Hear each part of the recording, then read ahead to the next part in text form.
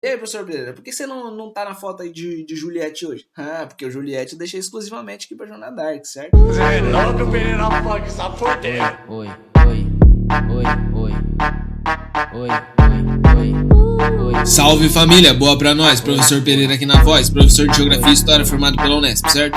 E hoje, sem muito buchicho, a gente vai fazer um mapa mental pra estudar a Baixa Idade Média, certo? E aí, professor Pereira, o que é essa tal de Baixa Idade Média? A gente divide a Idade Média em dois períodos, em Alta Idade Média, os primeiros 500 anos aproximadamente, e Baixa Idade Média, os últimos 500 anos da Idade Média, os últimos 5 séculos, certo? Hoje a gente vai estudar o período final da Idade Média, certo? Então são vários temas, cada tema que daria uma aula, e vocês vão ver que todos os temas eles se relacionam entre si. Mas aí, professor Pereira, vamos estudar a Baixa Idade Média no mundo todo? Não, família. Na Europa Ocidental apenas. Depois a gente faz mais aulas sobre outros povos nesse período, certo? Então vamos lá, sem muito buchicho, vamos começar com o nosso primeiro assunto, que é o crescimento demográfico. E aí, professor Pereira, o que é esse tal de crescimento demográfico? É bem simples, família. Crescimento demográfico é quando cresce uma população no mesmo espaço. Cresce a população, mas o espaço não cresce, certo?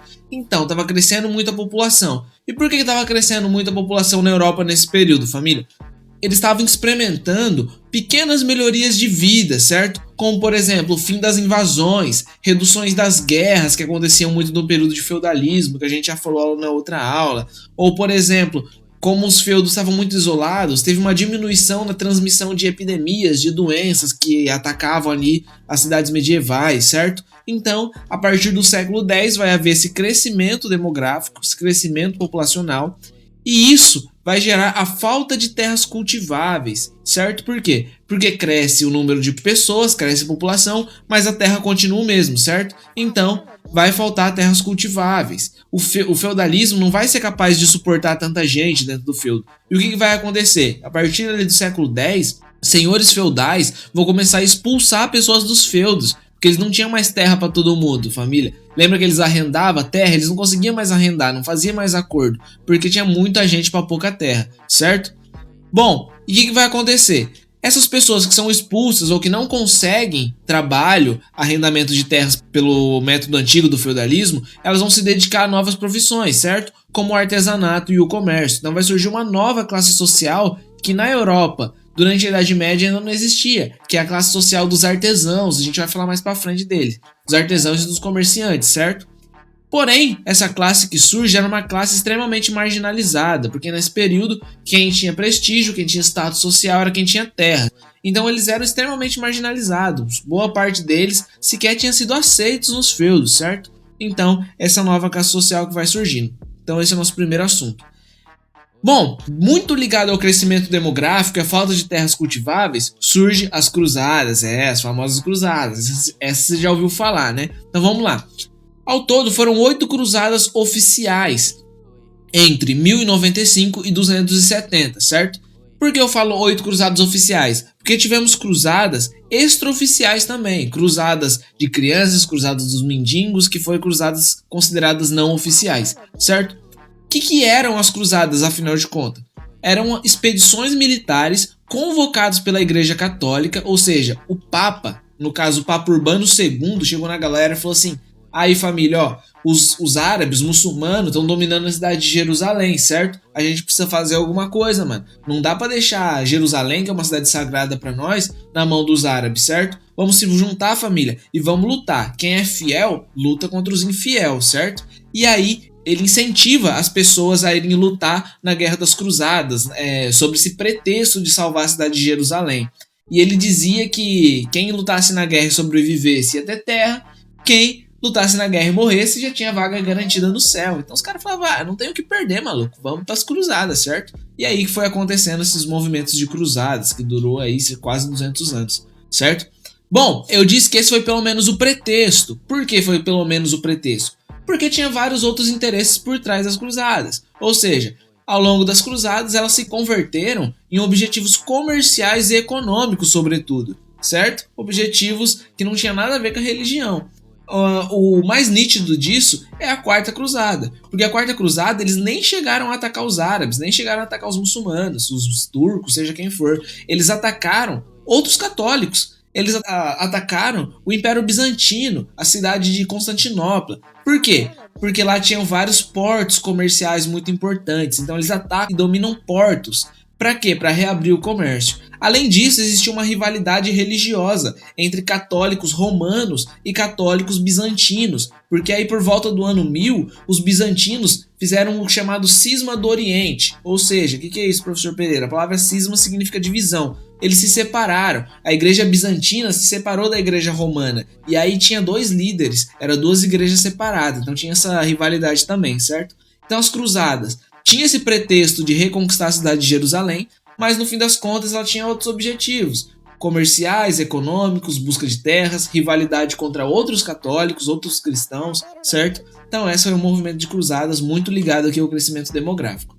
Também ligado ao movimento de cruzadas, como a gente vai ver um tema que já lança no outro, tudo relacionado, vai surgir o que a gente chama de renascimento comercial e urbano. Por que renascimento? Porque parte da ideia que no período de feudalismo, ali no auge do feudalismo do século X, as cidades e o comércio na Europa ocidental tinha praticamente morrido e estava renascendo ali agora, certo? Então o que vai acontecer? Vai haver uma valorização das cidades e do comércio, muito ligado aqui às cruzadas, a Quarta Cruzada, a reabertura de rotas comerciais. Então vai voltar a ter comércio marítimo, navegações, feiras, as cidades vão ascender, ou seja, elas vão crescer novamente, muito por causa do comércio. Porque as cidades crescem em volta das feiras comerciais ou em rotas comerciais, e aí vai surgindo várias cidades importantes, certo?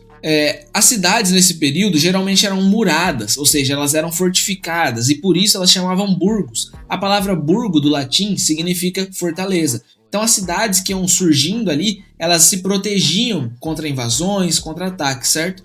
E aí as pessoas que moravam no burgo, elas começaram a ser chamadas de burguesas, certo? Então daí que surge a classe social da burguesia. E como assim essa classe social da burguesia? Eram pessoas que simplesmente se dedicavam ao artesanato e ao comércio. Qualquer um que dedicasse ao artesanato e ao comércio e morasse numa cidade durante a Idade Média era um burguês. Não quer dizer que o cara era rico, claro que tinha burguês rico, mas nem todo mundo era rico. E ainda assim, eles eram classe social marginalizada, porque nessa época quem tinha status social era quem tinha terra, certo? Mas aí que nasce a burguesia e vai aos poucos nascendo o modo de produção capitalista, mas num processo bem lento, certo? Mas vamos focar aqui nas cidades e no comércio. Bom, essas cidades, esses burgos, estavam dentro de territórios feudais, porque todas as terras da Europa, praticamente, eram terras de algum feudo. Então eles construíam ali a cidade, e como que eles faziam para manter sua autonomia? Eles podiam tentar manter sua autonomia por meios pacíficos ou meios não pacíficos. Por exemplo, meios pacíficos, eles poderiam pagar impostos mensais, por exemplo, poderiam pagar indenizações para ter sua autonomia plena, sua liberdade, ou em alguns casos eles recorriam a meios não pacíficos. Como assim, professor Pereira? Eles pagavam cavaleiros mercenários para lutar numa possível guerra, ou se aliavam com reis locais. Alguns reis que já existiam, eles faziam alianças para conseguir combater os senhores feudais e conseguir a autonomia dos burgos, a autonomia do comércio, certo? Então desde esse momento já vai ter lutas de classes entre burgueses e os nobres, entre os burgueses que faziam comércio e os proprietários de terra, os senhores feudais, certo? Bom, e por fim, quando a gente fala de renascimento comercial urbano na Idade Média, a gente tem que falar na formação das ligas e das corporações. Para quê?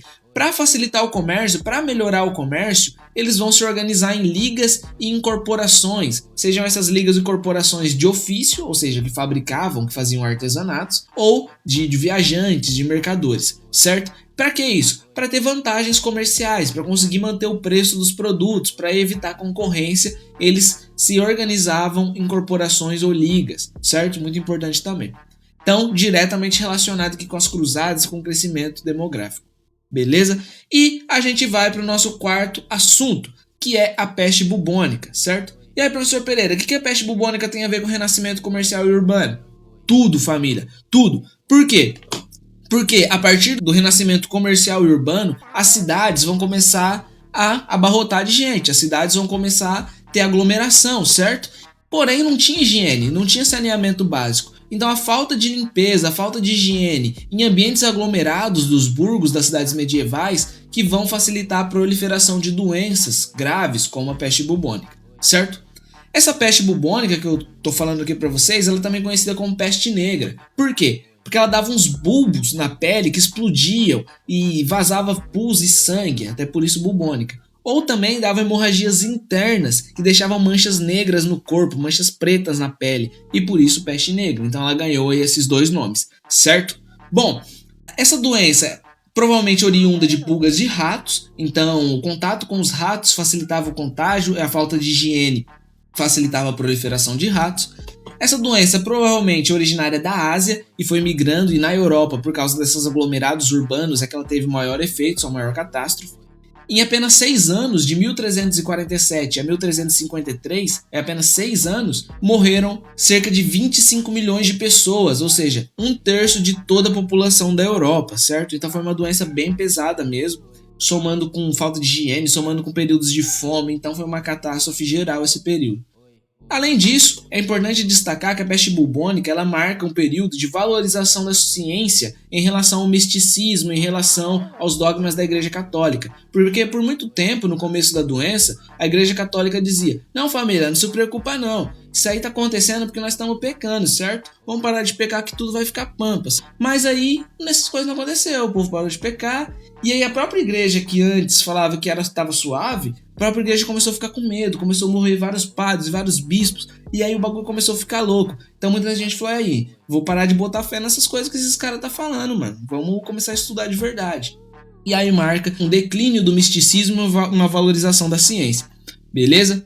Bom, próximo assunto. A gente vai falar aqui das monarquias nacionais. Esse é um tema bastante complexo, mas já adianto para vocês que são processos longos, que ao mesmo tempo que acontecia a peste bubônica, ao mesmo tempo que acontecia renascimento comercial urbano, ao mesmo tempo que acontecia cruzadas, já estava acontecendo esse processo da formação das monarquias nacionais. Beleza? Vamos começar aqui pela França e Inglaterra, que elas tiveram processos parecidos. A gente não vai entrar muito em detalhes, porque é um processo bem longo e bem cansativo de ser estudado. É Carlos IV, V, VI, é Henrique não sei das quantas, Luís, um monte de Luís, um monte de Eduardo, então é uma coisa bem chata assim de ser estudado. Mas de modo geral, tanto na Inglaterra como na França, as monarquias nacionais elas nascem de alianças entre reis e burgueses. Lembra que quando eu falei do renascimento comercial urbano, que muitas vezes eles recorriam aos reis? Então vai nascendo essas alianças entre os reis, que queriam cobrar impostos dos burgueses, e os burgueses que queriam facilidades comerciais, certo? Bom, os estados centralizados, como que eles iriam favorecer os reis e os burgueses? Os estados centralizados serviriam para sanar dificuldades comerciais, como leis diferentes, moedas diferentes, pesos e medidas diferentes, que dificultava, que variava de um feudo para o feudo antigamente, dificultava o comércio. Então, se tivesse um estado centralizado que normatizasse o comércio, ficaria mais fácil para a galera, ficaria mais fácil para as ligas e corporações. Então, por isso que muitos burgueses apoiam a formação de monarquias nacionais fortes, consolidadas, centralizadas, certo? E é importante deixar aqui no mapa, como eu já falei, que eles tinham interesse de reduzir o poder dos senhores feudais e da própria igreja, que nesse período tinha muita terra, concentrava muito poder, interferia muito na política. Beleza? Então, de modo geral, assim que vai se formando as monarquias nacionais de França e Inglaterra. Claro que com muito conflito, com muita briga entre famílias, briga para quem vai assumir o trono, inclusive conflitos entre própria França e Inglaterra nesse momento que elas estão se formando. Mas, de modo geral, é isso. Outros países com processos diferentes de formação de monarquias nacionais nesse período foi Espanha e Portugal. Olha que interessante, também está tudo ligado aqui uma coisa com a outra, mas foram processos um pouco diferentes. Por exemplo, a formação das monarquias de Espanha e Portugal, ela surge com a guerra de reconquista contra os povos árabes, que está muito ligada aqui ao período de cruzadas. Eles ficaram anos guerreando contra os árabes. Por quê? Porque os árabes dominavam durante boa parte da Idade Média esse território onde hoje é a Espanha e Portugal. E eles estavam nessa guerra de reconquista. Então o discurso do Papa Urbano II, aqui lá no século XI, quando ele fala que tem que lutar contra os infiéis, que tem que recuperar terras, recuperar territórios, serviu não só para as cruzadas, mas serviu também para a guerra de reconquista. Então aí, a partir do século XI, a partir do ano 1000 mais ou menos, vai intensificar essa guerra de reconquista de Espanha e Portugal contra os árabes. E essa guerra vai até 1492, então são anos de guerra aí. E conforme eles vão reconquistando os territórios ali da Península Ibérica, e vão se formando primeiro pequenos reinos, e depois esses reinos vão sendo unificados em monarquias nacionais de fato, certo? Então tem vários reinos que vai se formando, como Aragão, Leão, Navarra, Castela, e depois eles vão se unificando, tanto por meio de conflitos como por meios de casamentos, por exemplo, certo? Então é um processo um pouco diferente, mas que tá tudo a ver, tudo ligado aqui também com as cruzadas e tudo mais, beleza?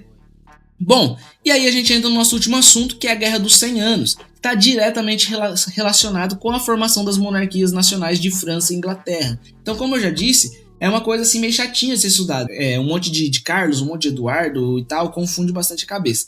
Mas de modo geral, como que foi a Guerra dos 100 Anos? Foi um conflito territorial entre França e Inglaterra, muito relacionado com a sucessão do trono da França. Depois que morre o rei da França, ele não tinha herdeiro, o rei da Inglaterra, que era parente próximo dele, quis assumir o trono da França, e aí não deixaram, e aí começou a treta, e aí começou a guerra, certo? Então foi uma guerra que foi de 1337 a 1453. Fez as contas aí? Deu 100 anos? Não deu 100 anos não, né? Mas por que então a gente chama de Guerra dos 100 Anos? Porque foi uma guerra que ela teve várias pausas, várias interrupções e recomeços. Então resumiram aí e colocaram 100 anos no nome dela, certo? Bom, então vamos lá. A Inglaterra, a princípio, ela começa atacando a França muito fortemente e chega a dominar 1/3 do território da França, certo?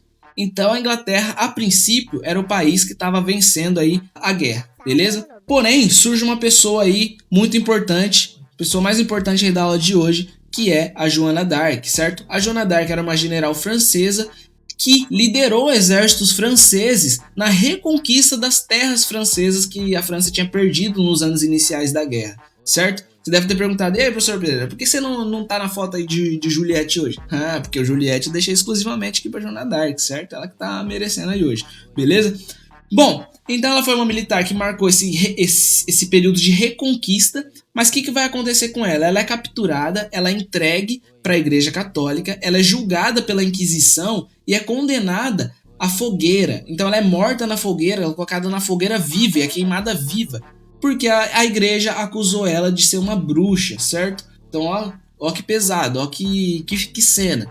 Mas não tira nem um pouco o mérito dela, que foi uma general muito importante que liderou batalhas importantíssimas, recuperando territórios para a França, beleza? Então ela marca essa reviravolta, vamos dizer assim, da França. Mas aí, professor, quem ganhou? Então os franceses ganhou? Dá até para dizer que os franceses ganharam porque eles terminaram a guerra vencendo. Nas últimas batalhas eram os franceses que estavam vencendo. Mas de modo geral, a guerra foi ruim para ambos, não teve um vencedor. Nem Inglaterra nem França venceram, na verdade ambos perderam a guerra. Enquanto eles poderiam estar aí 100 anos se desenvolvendo, navegando, fazendo ciência e tudo mais, eles estavam perdendo tempo e recursos com a guerra. Firmeza? Então, ó, pega a visão. Nem sempre atacando alguém que você vai fazer o bem pro você. Ó. Às vezes tá ruim pros dois. Firmeza? Então é isso. Espero que tenha pegado a visão aí, tenha gostado da aula. Se inscreve no canal, ativa o sino, comenta aí, comenta qual tema você gostou mais, quer uma aula completa mais pra frente, certo? Compartilha, leia aí a descrição, tem bastante coisa aí na descrição, certo? Então é isso, família, aquele abraço, fica com Deus e progresso pra nós, certo?